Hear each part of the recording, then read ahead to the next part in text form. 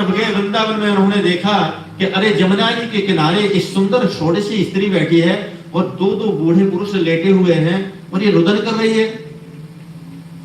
संतों से ये सब चीजें नहीं देखी जाती। जो सांसारिक पुरुष हैं, अगर कोई कष्ट में है तो प्रेम से देख लेगा और बोला यहां नहीं रुकना है, यार रुकेंगे तो कोई झमेला लग जाएगा, चलो आगे चल के पूछते हैं कि वहां क्या हुआ है, लेकिन वहां नहीं रुकेंगे।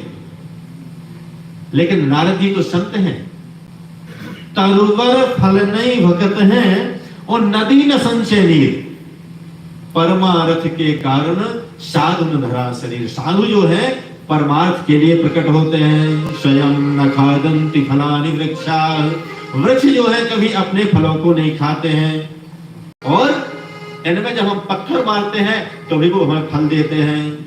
पिबन्ति नाभ्यः सर्वेव नद्यः, नदियां जो है अपने कभी एक बूंद पानी को नहीं पीती और धारा प्रवाह अहर्निश 24 घंटे।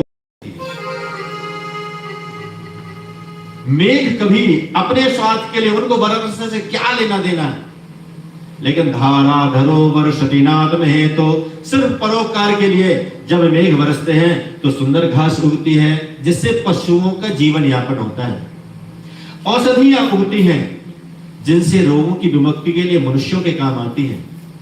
जो पेड़ सूख रहे होते हैं उनको जल मिल जाता है, उनमें फल आते हैं, उनमें सुंदर सुंदर पत्ते आते हैं, छाल आती है जो लोगों के काम आते हैं। तो उससे पेड़ों को क्या फायदा है?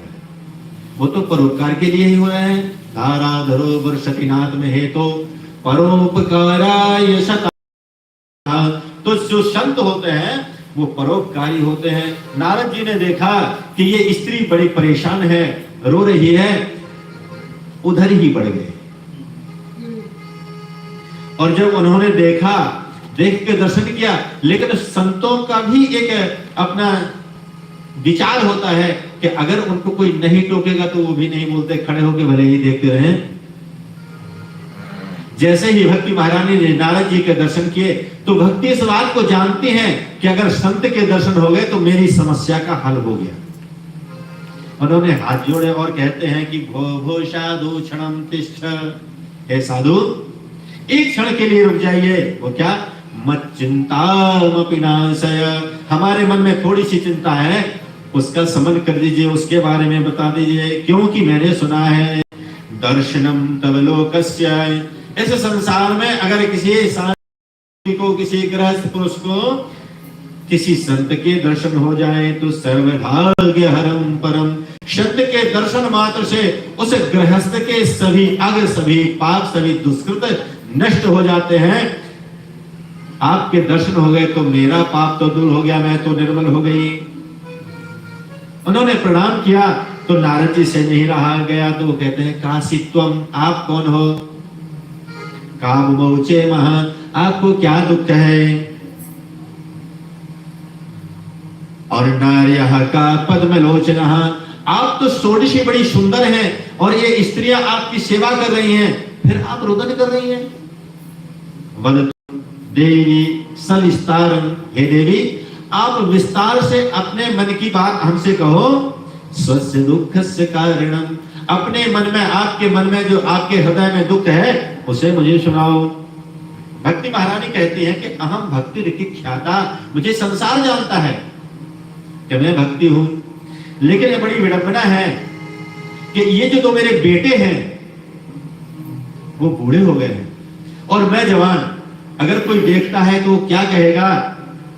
मैं इनके लिए कितने संसद कर, कितनी व्यवस्था की, कितनी औषधि की, कितना भजन किया, लेकिन इन्हें कहीं कोई फायदा नहीं हुआ। नारद जी कहते हैं आप क्यों चिंता करती हैं? तुरंत इन्होंने अपने कमंडल का जल हाथ में लिया, गायत्री मंत्र पढ़ा और जैसे ही जल का छींटा दिया तो उन ज्ञान और वैराग्य ने आंखें खोली, और केवल आंखें खोली और थोड़ी ही देर में फिर से आंखें बंद कर ली। नारद जी बोले अरे, फिर से हाथ में जल लिया। वेद पुराण उपनिषद आगम सबका पठन पाठन किया, सबका जल का छींटा दिया। थोड़ी देर के लिए तो वो स्वस्थ चित्त होते, आंखें खोलते और देखते प्रेम से, लेकिन फिर वही दशा हो जाती।